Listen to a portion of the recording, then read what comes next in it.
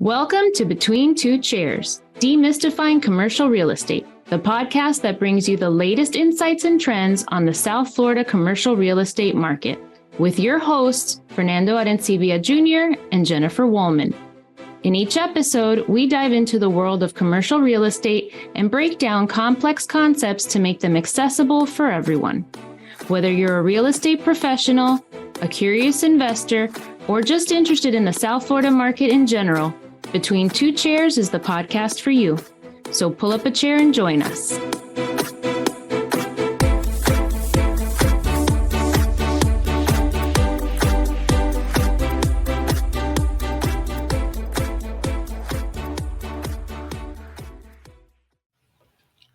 Thank you, everybody, for joining us on another episode of Between Two Chairs. My name is Fernando and and with me, as always, is the Energizer Bunny of commercial real estate, a woman that is full of passion and energy, Jennifer Woolman. Jennifer, say hi. Hi, everybody. Energizer Bunny. I feel like I should have a drum to bang. Yeah, exactly.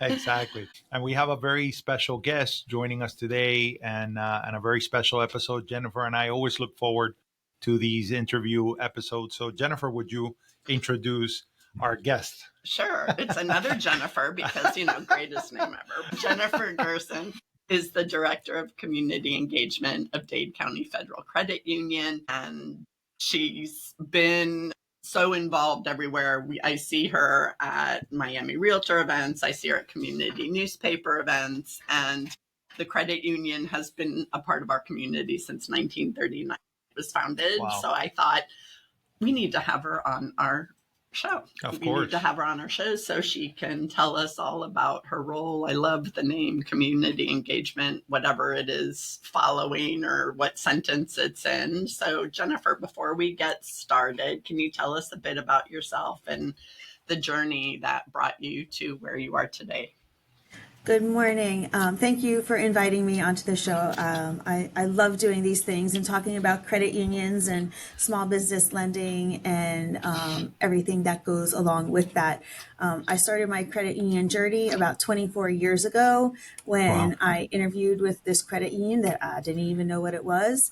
And I came from luxury travel, so it was quite the 180 turn, but I grew to love this industry, and credit unions do wonderful things both for people personally and for their businesses. And the Director of Community Engagement encompasses a lot.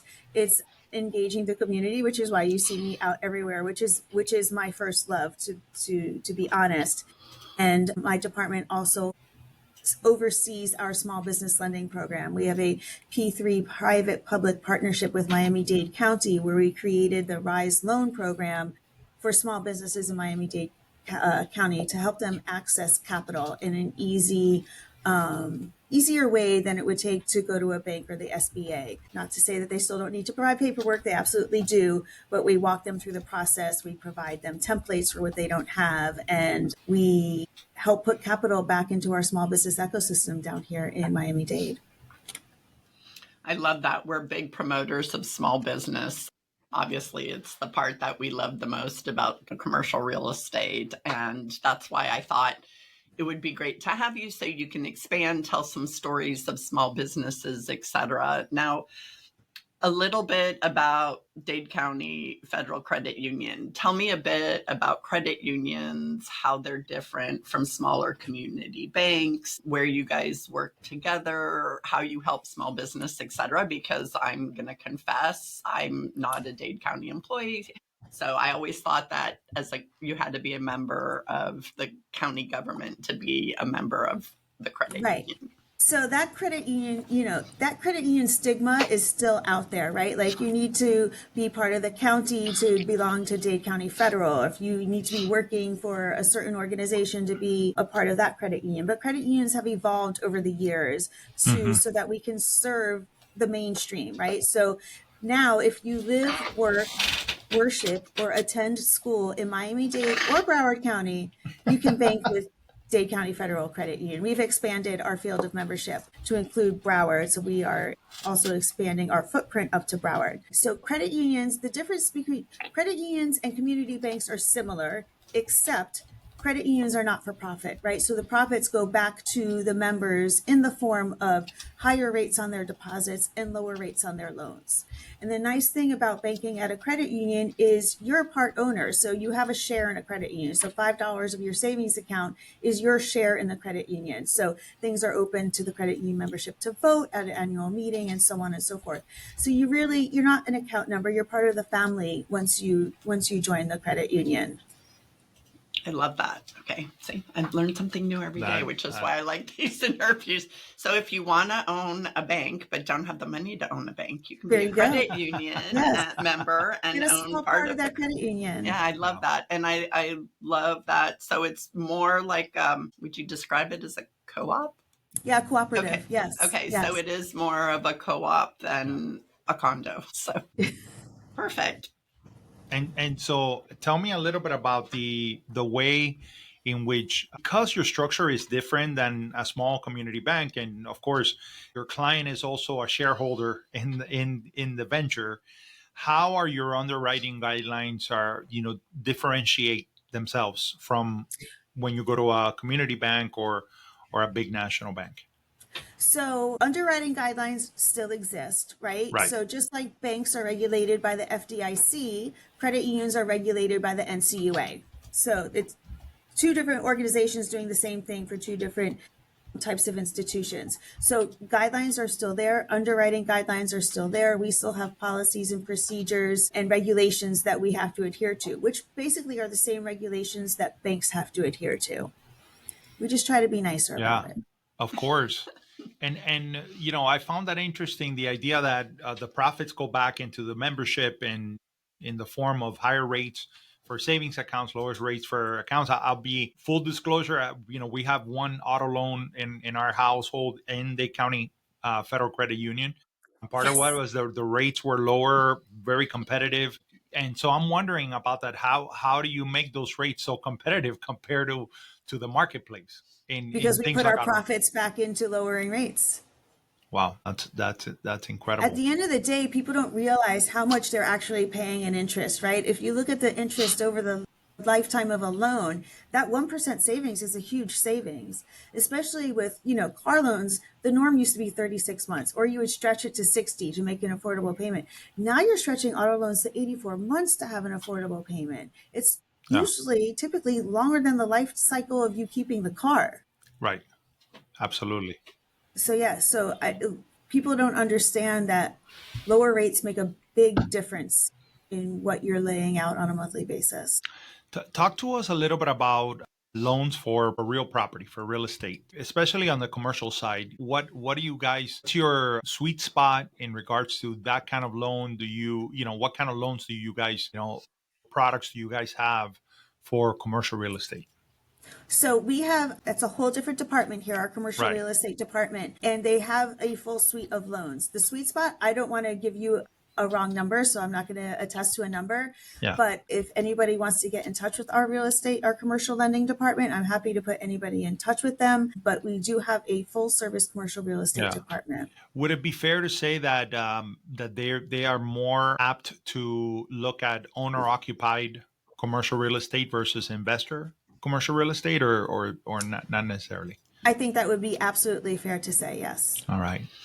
So I know let's focus on the small business loans, since that's part of your department and your outreach and everything. I know you guys had a very big assertive goal, which I love, of servicing 200 small businesses and investing a total of $10 million in the community for 2025. Do you know if you're close to those goals or how that's going? So our 2025 goal started at 5 million, right? And then we put this big egregious goal to lend to 200 businesses, which we've already exceeded. Amazing. As of October 31st, we have already closed 223 loans this year. Wow. And we are going to meet that $10 million by the end of the year, because as of the end of October, we're at 8.9 million. Wow. So we have put $8.9 million back into this ecosystem in helping small businesses cater to their audience, right?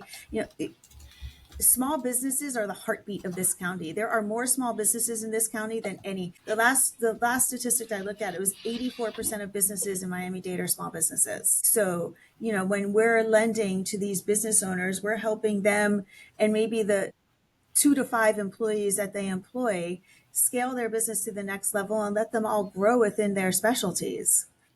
And I love that this is coming from the County Federal Credit Union, because there's such an entrepreneurial spirit here to the point of that statistic. Can you tell us a little bit about what is the average type of loan that you are providing to small businesses?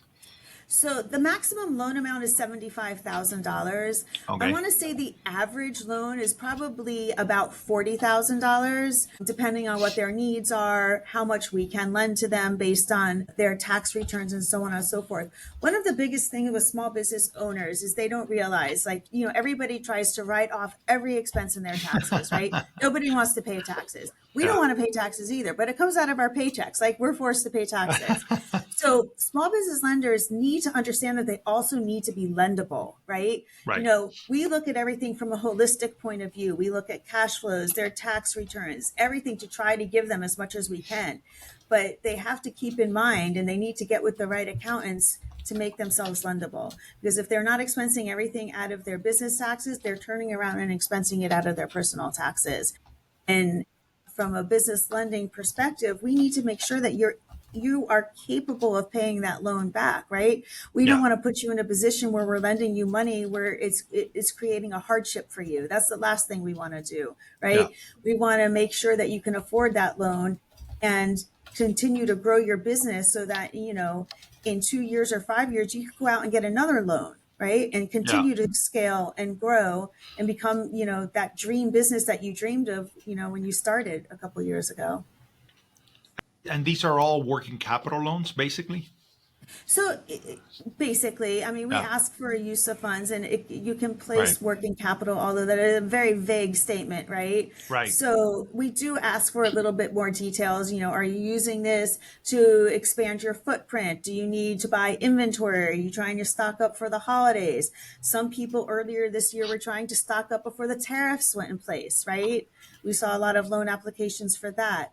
We'll also see people get themselves into loans that are unaffordable. I don't want to say predatory, but just like there are payday lenders for consumers, there is these outrageous loans for small business owners where it's so easy with a click of a button they get funded these loans, but they're not realizing that. For what I looked at one the other day, they're paying 43% interest on that loan. Wow. And you cannot climb out of that hole, right? Ever. My goodness. Yeah, it's not. I'm a big, one of my things is about predatory lending. And we had another program here that was in our department, not for businesses, but it was a payday rescue program to help people get out of that vicious cycle of predatory debt. Because once you get in it, it is so hard to climb out of it. And, it's also hard to break that habit, right? This was easy money. I need money. I'm going to go get more easy money. And you never get out of that. It's very hard to. I'm not going to say never, but it's extremely hard to escape that cycle.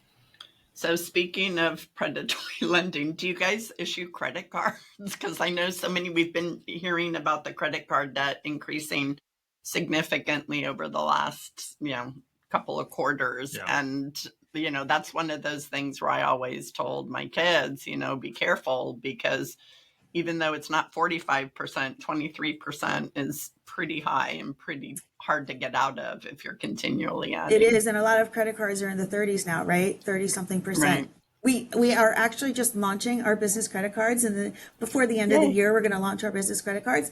And the great thing about a credit union is we can't charge more than 18% interest, right? We have a cap. So even I haven't gotten the one pager on what the interest rates are going to be yet, but they will be less than 18%. Wow. And even our personal credit cards too, they're a bargain compared to what other credit cards are out there for a personal or a business.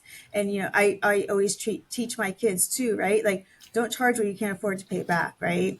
We all want to put everything on our credit card so we can earn points or our cash back or whatever, but keep on top of it. Go to your apps, look and see what you owe. Do you need to slow your roll this month so you can afford to pay for what you're buying? Because everybody puts their daily needs on their credit cards now. Cash Right. doesn't exist. Right. Well, it also makes it so much clearer. Like I used to love cash until had to do an accounting for my, advisor that said, come up with your budget and how much are you spending? I'm like, I don't know, it's cash. But Right. now with At a the end of the credit year, card, our it's credit really cards give easy. us like a breakdown of how we spent everything. It's just so much easier. And, cash isn't king anymore. Look, they're not making pennies anymore. Those I are know. done. I know. No, it's crazy. And it's hard to teach the younger generations and the new business owners that, because they kind of grew up in that generation where everything's just a piece of plastic, right? But you have to go into the back end and see what you're doing with that plastic and stay on top of it. You're not running out of cash anymore. Right. And I love the fact that you guys do have like a young financial literacy program that you Our Gen have. U program. Yes, I love that. I love that because I feel like those are things that aren't taught in our schools. Our schools are great. They teach a lot of stuff, but financial literacy, which is a basic, human requirement when you're on your own, is not taught. So I love that you do that. Do you have something similar for small businesses? Yeah, it's called Gen G.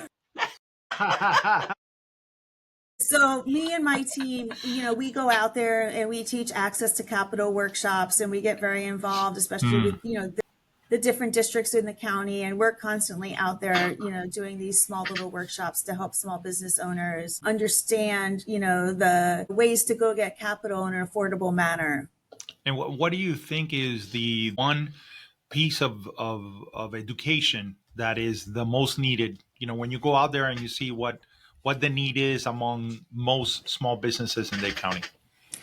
I think the most important lesson to learn is you need to get capital when you don't need capital. Because when you're desperate for capital is when you start getting into these easy, unaffordable loans, right? So, I think you have to make sure that you team up with the right accountant, right? That's going to guide you into becoming lendable. And I think you need to, have short-term and long-term plans, right? And if you're trying to, say, get approved by the county to apply for county contracts, for example, then make sure that you have that capital ready for when you get awarded that contract, right? Because then you're gonna be having a flow of cash going out the door. You might need extra cash to be able to fund those contracts or fund those new jobs or whatever it might be, or getting inventory for the holiday season. So, the best advice I could give is be prepared for what's coming in the future.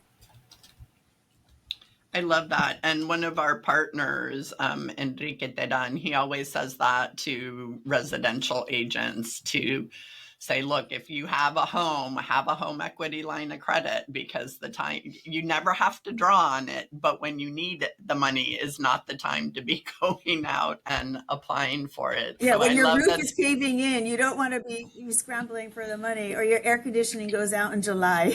Correct. So I love that, apply for it before you need it. Well, I remember one time I read the biography of Walt Disney. And he was saying that he was talking to a lender, and they were financing one of the early films, and the lender was getting nervous and wanted to pull the loan, and he goes like, "Man, you guys, you would lend a guy an umbrella on a sunshiny day, and the moment that a drop of water starts to come down, you want to take it away." And what he was really saying is, yeah, you got to borrow during the bright shiny day times for a rainy day. You don't borrow when you're in the middle of the storm. So I think it's a great analogy, and I think it's a valuable asset that is there. You've been around a long time. I'm sure you've seen a lot of great small businesses that have become successful. How has that experience been from your purview? The fact that you've been a part of that. Oh my God, it's such a nice feeling. I say I could lay my head on my pillow at night knowing I'm doing good things for local normal people, right? These small business owners. We have several business owners that have come back for a second and now third rise business loan, right? Because they keep scaling their business. We have one, her name is Pamela Wasabi, and she just came back for her third loan, and she is a vegan bakery. I And love her. I she's follow her. awesome. I didn't If know. you go to Yeah. our Instagram page, so what we also do for our Rise loan holders that want to do it, we offer them the opportunity. We send our film crew out there to talk about not only their lending experience, but about their business. And then Oh, we have wow. a big That's following awesome. on our Instagram. If you go to Rise Miami-Dade, follow us. You will see so many cool stories of our businesses and what We're they've done both with the like, capital. Yeah, I know. Follow, and what they've done with the capital, and the common denominator in their stories is how accessible and easy it was to get the loan. And like I said, I give you a dedicated person. They hold your hand throughout the entire process. I have a wonderful team here, and it's stories like Pamela. There's another recent one is a Taekwondo, a karate school that's out there. We did. There's so many, but there's certain ones that stick out in my head. A gentleman that owns like a kids bus service, and he's helping pick up children for parents that have to go to work and can't take their kids to school. So there's so many. I encourage you to go out there and watch some of the videos.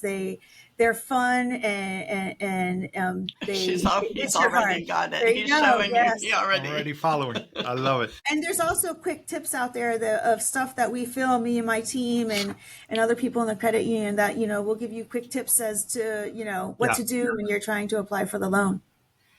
I like that. I also have found, in when you're doing these outreach and you're doing these classes, what place, do you have a conversation about when they're ready to look for a brick and mortar store, dealing with, commercial leasing, the intricacies of it, what to look for, those kind of things? No, but I'd love to do that. Well, I just put a note. We're gonna get We need to on the have a schedule, weekend Fernando. seminar where we're going to bring people well, in. it's interesting because Yeah. the subtitle of this podcast is demystifying commercial real estate, and we've done episodes that speak to that specifically, and partly is because I've met so many small business owners in the county that when they got into their first lease, they didn't even know that they could negotiate, some tenant improvement credit. They didn't, they just felt like, well, it's just like leasing a property. It is what it is. If the landlord says this is what it is, and they got into, situations that could have been a lot more comfortable, let's say, and usually by the time they get to their second lease, they know better. They've learned their lesson, but it'd be great if they knew from the beginning and they had the right representation. Right, So, because some of them are costly. I remember when one small business was a restaurant, and they were great, but we went in and we're like, well, what, their menu was so limited, and it was because they were in a strip that whose major, who there was another restaurant and they had an exclusive on, so they couldn't sell or promote or offer anything that was related to that menu. So Right. they were limited, and they didn't even last a year, which was really sad, That's because sad. there was the lease. They'd spent money doing the build out. They'd spent money on the advertising, on their name, on getting their name out there on Goodwill. And so it was such a huge step back, and we hate seeing that. yeah, absolutely. So we got to talk and see how we Yeah. can help you add value in those Absolutely. educational sessions, and make sure that they're empowered. Because I think that this is really a big part of what we're talking about, is empowering small businesses who really are the lifeblood of our economy in the county and really throughout the state of Florida. The numbers bear it out. Small businesses do so much for our community, for our cities, for our state, and our nation. So kudos to you for working on this. I could see why you can lay your head on your pillow very comfortably at night for the great work that you're doing. Right back at you, right? And people sometimes forget that knowledge is power, right? And sometimes they think they can save money by not using a realtor, but they don't understand whether it's on buying a home or getting a lease for a business or buying your first building, right? You need to rely on the expertise of others in order to get yourself where you want to be. Rome wasn't built in a day. You can't do everything by yourself. And it really behooves you to use the knowledge of others to help you get to where you need to be. No, absolutely.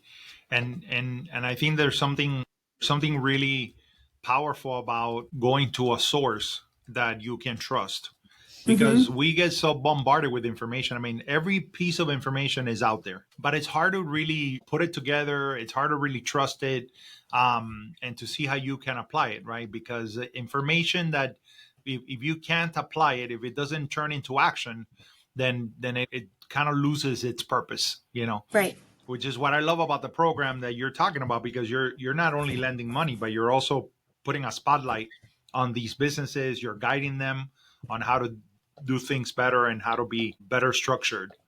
Would you say that, as you're looking at financial literacy and you're looking at how these small businesses come in, and something that you mentioned a couple of times, that the biggest skill that a small business has to learn is how to properly do the accounting? It sounds like that is probably the most lacking thing, right? Because you're working in the business, you're making a product or you're providing a service, so you're focusing all your attention into that. You focus a lot of your attention into the marketing, and then the accounting part kind of gets pushed to the background until you have to file, pretty much, right? Well, that's the thing. Small business owners are great at doing what they're great at, baking cupcakes, building cabinets, whatever their business is, but they're not good at accounting, right? And that's fine. But, maybe you start with like one of those online or whatever your bank account provides for you to put stuff in.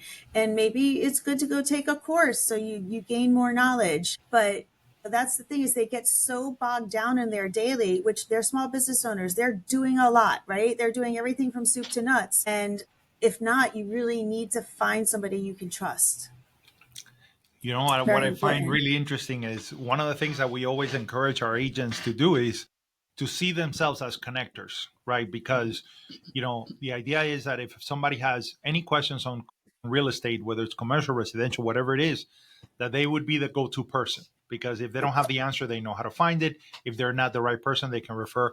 And I just realized that Jennifer has, imagine if you need a carpenter, if you need, a baker, if you need, an executive chef for a night, right. I'm sure she's got access to all those. Exactly. Like, she's the person to call. Jennifer, I need this. What do you think? So you're now going to be our main connector. We're going to be like, I don't know, but let me get Jen G.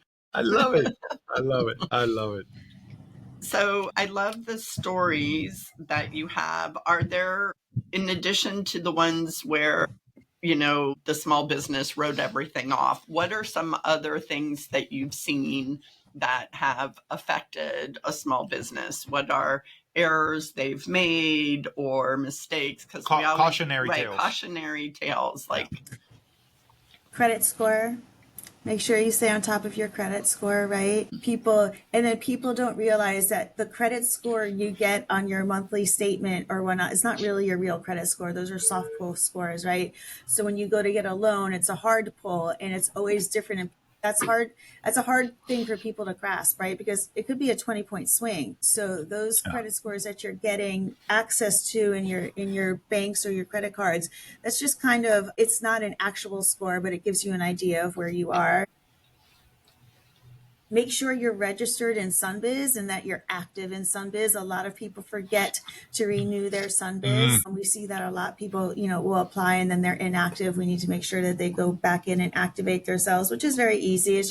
It's hard to stay on top of all those little things all the time. Make sure, you wouldn't believe like how many people's IDs are expired. Like make sure all of your things, we all forget about our passport in the drawer, right? So, and I don't think we get a reminder for our passport. You get a reminder for a fishing license, but you don't get a reminder for a passport. And just dot your I's and cross your T's, right? Like make sure that, you put aside, a few minutes every month just to check on your things and make sure that everything is where it needs to be.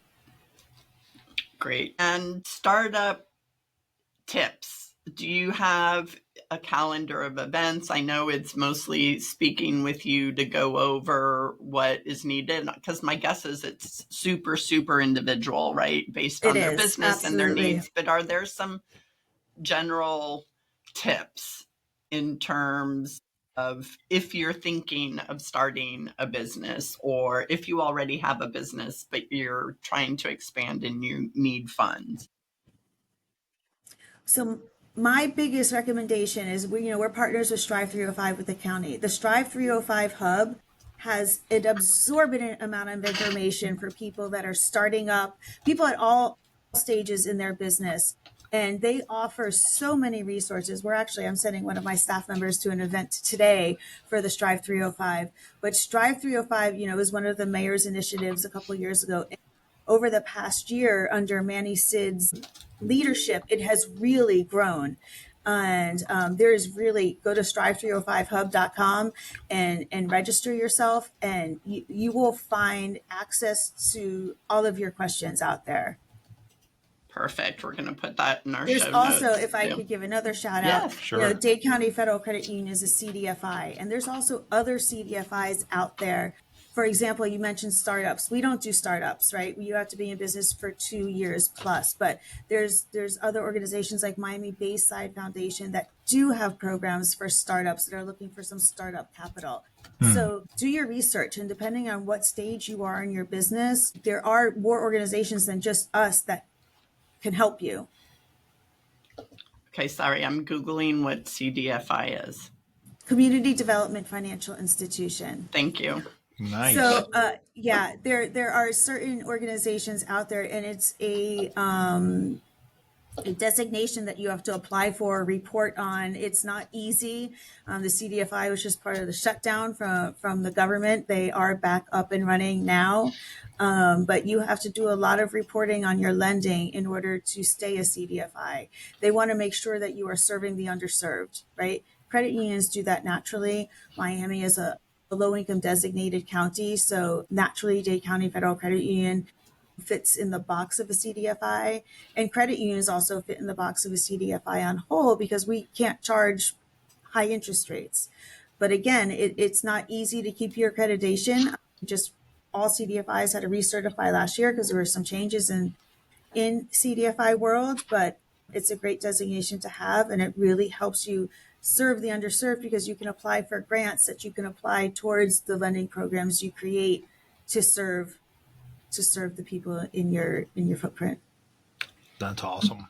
And I would be remiss, Jennifer, if I didn't ask you, because a lot of times when you're driving by the credit union, there's a lot of events happening. It feels like there's always a party going on. So tell us a little bit about that and that component of the credit union. We have an amazing marketing team here that gets us very involved in our community. Community is very important to us. We do things from run clubs to Zumba classes at night on the rooftop of our garage. We stay very involved in different community events. Yesterday, we gave out 200 turkeys, 100 up in Miami Gardens and another 100 down in Homestead. Wow. We do thousands of toys in a toy drive every year. We like to stay connected to the people that need us in our community. We're very involved with different nonprofits down here to help reach. It's very important for us that kids have somewhere to go after school. So places like Branches and Be Strong and Touching Miami with Love, we support them because we want to be able to. We don't want those kids to be on the street after school doing bad things, right? We want them learning, how to take the next step in life. So we are super involved in all of that stuff. And we also hold car sales so people get fair prices on cars. We just had one last weekend here again. It's our mission to help serve the underserved and to help serve the people that, just don't know how to do it for themselves.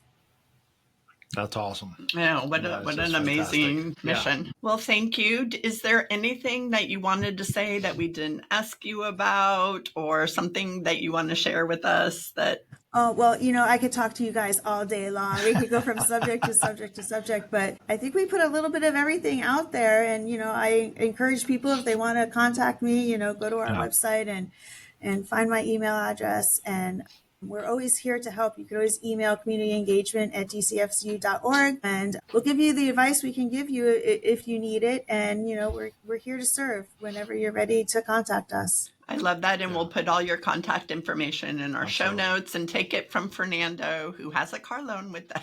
This I isn't do. just for real estate, Well, but for your personal. I love something that Jennifer said earlier. Like if you live, work, play, worship in Dade County, study Or attend school. or attend school in Dade County, you could be a member of the Dade County Federal Credit Union. So definitely highly recommend that you look into it. There's a lot of value, not only for small businesses, but just for residents For your and families people as that have well. families. Absolutely. It's a lot of great stuff. So thank you, Jennifer, for joining us. I appreciate it. And thank you all for listening to another episode of Between Two Chairs. As we're getting down into the holiday season, we are looking forward to wrapping up the year. So thank you again for being an active listener and chiming in. Bye, everybody. Say bye, Jennifer. Bye, Jennifer. Bye. Thank you for having me.